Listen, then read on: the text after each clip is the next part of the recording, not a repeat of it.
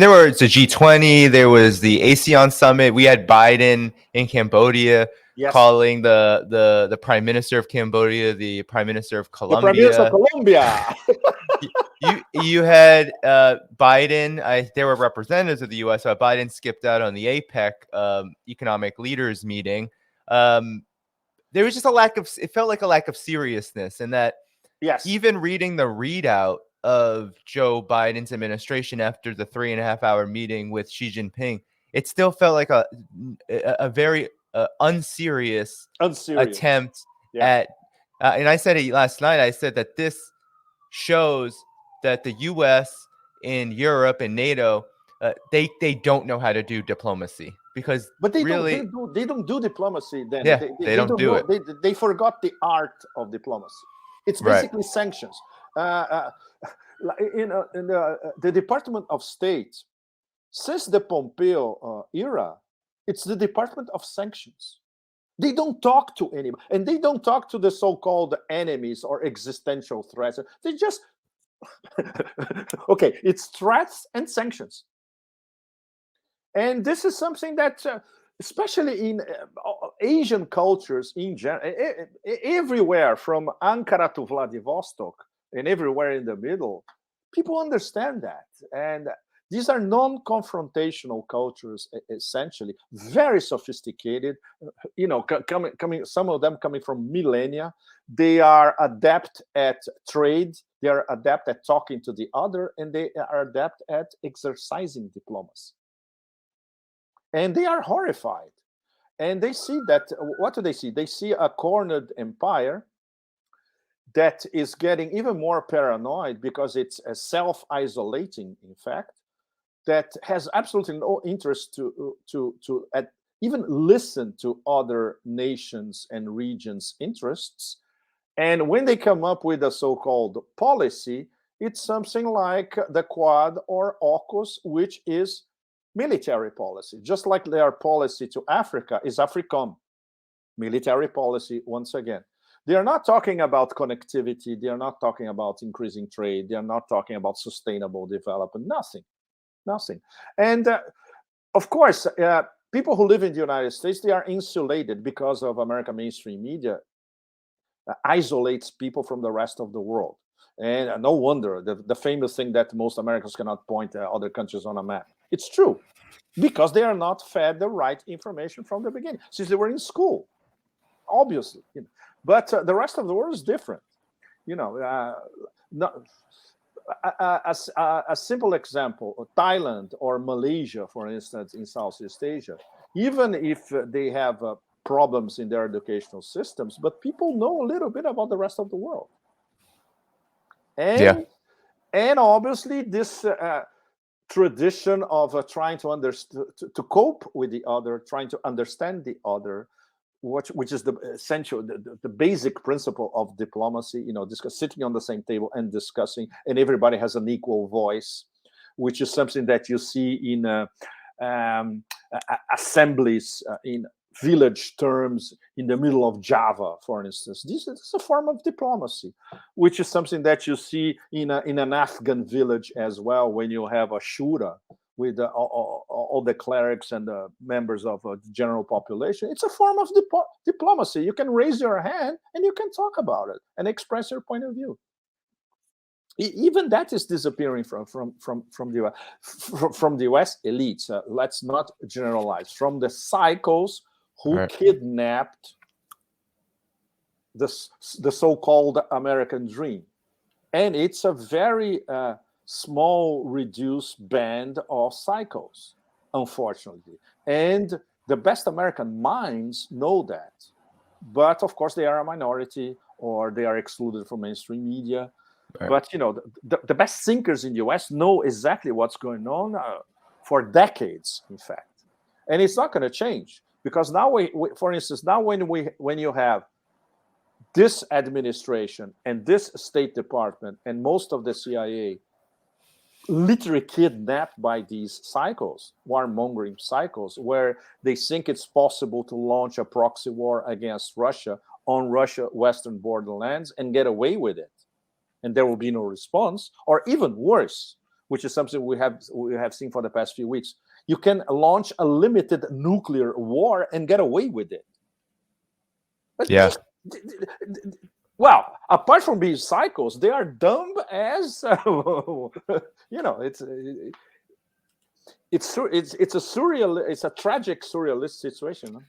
Yeah. Well, I know we have about 10, 15 more minutes. I wanted to ask you about a question that a subscriber of mine, wanted to know, and they want to ask a big question, and I think a lot of your work gets to this. Do you think that the U.S., led collective West, their attempt to keep unipolar hegemony, mainly with these U.S. elites that you're talking about, as they all operate basically as vassals, do you think that this is going to lead to some kind of nuclear exchange? Because of course even that Poland missile attack that Ukraine conducted, whether it was an accident or not, nevertheless, the reaction by Kiev and by Zelensky was, let's do what we can to get NATO involved. Article 5 of the Constitution. Let's have a real war with Russia, which most people agree would lead to some kind of World War III situation. Do you feel like that's where this struggle is heading? Because you talk a lot. We haven't even spoken since the pipeline attack as well, the Nord Stream pipeline attack. Like all of these escalations, the fact that NATO, as you said, and the US, as you said, they don't do diplomacy, and given that they can't arrest this process, they can't arrest China, Russia, Iran, and now much of the global South moving in a direction away from the US and away from this unipolar order, because one, it's a necessity, and two, it makes a lot of sense.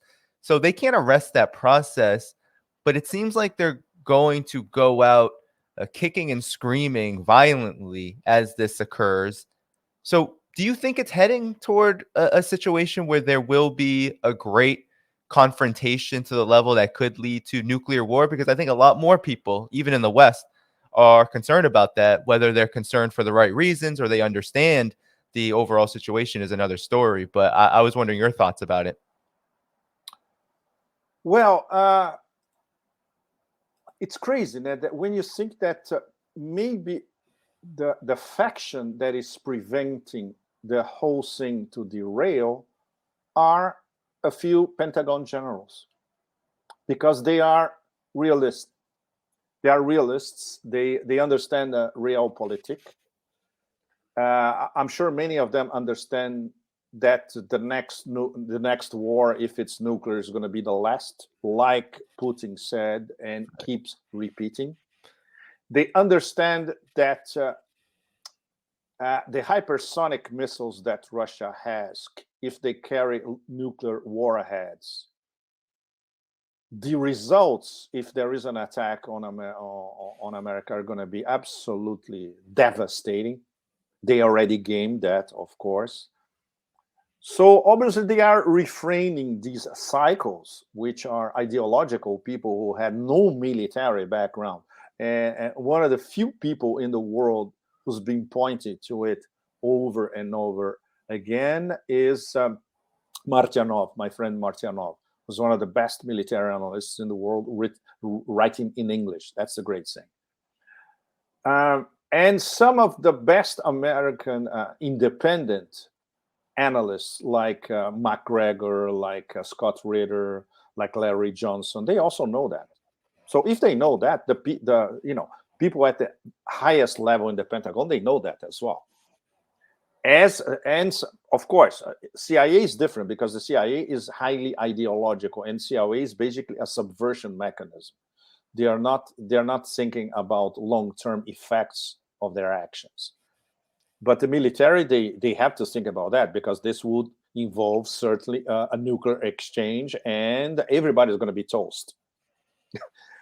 So it comes back to the same problem. Who hijacked American foreign policy? And is this unhijackable for the future? Can we get rid of these people? Apparently not. Hmm. First of all, because these people, they answer to higher powers, and these higher powers are financial powers, and they are part of the international financial system. They control the international financial system. And these guys, what Tom Wolfe in the 80s called Masters of the Universe, this Masters of the Universe 2.0 gang, we don't know exactly what they want. What we know about what they want is the Davos Great Reset scam. And it was not an accident that Bond villain Klaus Schwab was at the G20, and he was one of the main speakers of the B20, which is the business forum attached to the G20. And what did Klaus Schwab say once again? We are in a process of changing the world. So the narrative stays the same. Of course, they don't call it Great Reset anymore. They call it the Great Narrative, his own words and his own mantra. So he goes anywhere he wants, including the G20, for instance. And can you imagine the Indians, the Indonesians listening, the Argentinians listening to this? Okay, but who gave you the power to change the world? Who are you? And he says that with a straight face. And we need to change the world, and we need to. There's going to be he doesn't say revolutionary, but the world that we are living and we are used to is not going to exist soon. And this platonic republic, self-elected elite is going to conduct it. So that means Davos men, as we know it, the international financial system, and even worse, the guys who really run the show and never show up, who control the international financial system. This means the guys way behind of BlackRock, Vanguard, State Street, the usual high stakes players, right? So that's the problem. We all of us, especially in the global south, we have no idea what they really want to implement. We understand the framework, and we understand that how they from the beginning they were manipulating COVID. From the beginning they are manipulating the war of NATO against Russia. What do they plan to get out of COVID, cancel culture, collapse of European economy, deindustrialization of Europe, and other. We know what they want from all that, but we still don't know if this is just for the so-called golden billion, which are not golden billion, because most of those living among the golden billion, they don't have even a few thousand, not to imagine millions or billions. So it was the 0.001% inside the golden billion, Atlanticist elites, etc. So they want a world only for them, and the rest is going to be a sort of gigantic digital version of Foucault's panopticon, where everybody's under surveillance, and you own nothing and you will be happy, which is the standard Klaus Schwab motto. And what for? So what kind of planet is that? You have the 0.00.1% controlling everything, and you have disappearing middle classes and working classes practically starving. And what kind of economy you're going to have? You're going to have an economy that only works for a few 100 million people, and the rest are condemned to sub-Saharan Africa kind of existence. Is that so? So there are many questions on because they launched this narrative, they launched this gigantic Great Reset, now Great Narrative operation. They are working in the background towards this goal, but we don't know exactly what the ultimate goal is. It's a sinister plot, in fact, because what they make explicit is just the tip of the iceberg. Yeah, I mean, right before the G20, leading into it, what struck me was this conflict where you said the generals, right? The few Pentagon generals. You had Mark Milley, who is no peacenik. He is There's no not. peacenik, He is exactly. a hawk. Yeah. He's at the chiefs of staffs now, but he's played a central role in the American empire. But he just uttering the need to talk with Russia and come to peace, create a firestorm to the point where the Department of State, the State Department, which is supposed to be about diplomacy, came out against Mark Against, Milley, yes, saying that that's not responsible, that Ukraine, and it's always couched in Ukraine needs to determine its own destiny. Meanwhile, everything you're saying, and I think it's very true, that this warmongering, this war machinery leading us to the brink of nuclear war, really is about satisfying predatory finance capital. I mean, Michael Hudson also talks about this. He's been on this show, and and he talks all about finance capital. And I think that's 100% true. You just see how this is playing out. Ukraine itself has basically sold its entire economy to Wall Street at this point, has gotten rid of any vestige of what could be considered workers' rights or a planned economy or a public sector. All of it, right? It's either gone or it's going to be gone very soon. So, you know, no matter what happens, it seems like predatory finance, these financiers on Wall Street, Downing Street, they win, right? And it leads to, and it's leading to, and I don't necessarily think that this is entirely in their control in this respect, in terms of how the military conflict plays out, right? How it's playing out. I don't think they control it. They release the forces, the military industrial complex, for example, release them, and then now we see where it's gone, right? And the sanctions and all of that, we've seen where it's all gone. Quickly though, any final reactions, and anything else you'd like to add before I let you go? There's one thing I'll love to add, Danny.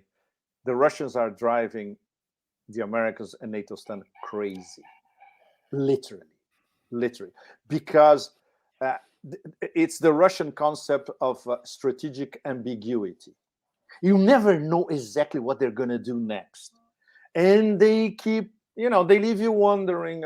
And then one day there's a, for instance, this decision that they took to have General Armageddon, Surovikin, as the overall commander of the not special military operation anymore. Now it's a counter-terror operation, because they basically designated Ukraine as a terrorist state with this sequence of terrorist acts, So it's a counter-terrorism. And now they're not saying it explicitly, but now everybody knows that this thing is not going to stop at Donbass. There's going to be a regime change. They're going all the way to Kiev and Lviv, and there's going to be regime change. Whatever it takes, and if it takes years, they don't care. So this is driving Washington and Brussels completely nuts. First of all, because we already seen in a matter of a few months that NATO, not only they have depleted arsenals, they don't have troops. And even if they wanted to amass 100,000 troops to go against Russia inside Ukraine, it's not enough, because Russia now is going to have 300,000 or maybe 500,000. And if they call another partial mobilization, they can get to 1 million if they want. And the Russians finally came to the conclusion that they were postponing since the beginning. And this is something that you see discussions among the top Russian military analysts, and these guys are pros. They are not ideological at all. They are physics, mathematics, logic of war, and what's happening on the ground. They say, no, we're going to have to take over practically everything, because it's basically a psychotic regime, which whatever we do, they're going to have weapons pointed at us for the foreseeable future. So we have to get rid of it. So nobody was expecting this to happen so soon. And in fact, a lot of Russian public opinion from the beginning was said, you should have done this in February, not now. But the point is, this is not a war. And in Putin's mind and in the minds of the Security Council, The guys who really decide side by side with Putin, like Patrushev, Medvedev, which is they listen to him. This is a police operation to what? Denazify this place and demilitarize this place, so they won't be a threat to Russophone people in the Donbass and ultimately to us in Russia. Obviously, it was not enough. So so what we're seeing now is okay. So now we're going to really we're going to step up our game. Now it's de-electrification, which is what that's why my column is called Electric War. Right.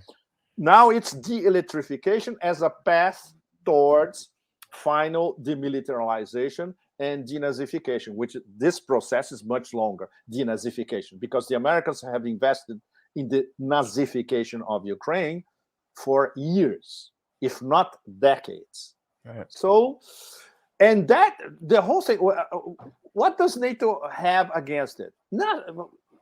And what the Americans have against it, sort of a direct clash against Russia, which exactly the guys in the Pentagon don't want it. The neocons and the neoliberal cons want it because they're politicians and they don't know shit about war. But the Pentagon generals, they look at it and no, we don't want this. Nobody wants this because we know what's going to happen next. So I think this is where we are at the moment of the collective West is paralyzed the way these things are going. The Russians having, I would say, a basket of options. Okay, we can end this in 20 minutes. No. So we can end this in a few days. Nah, Right. we can end this in a few weeks. No, we can end it for a few months. Oh, we can end this in a few years. And nobody knows what they're going to choose.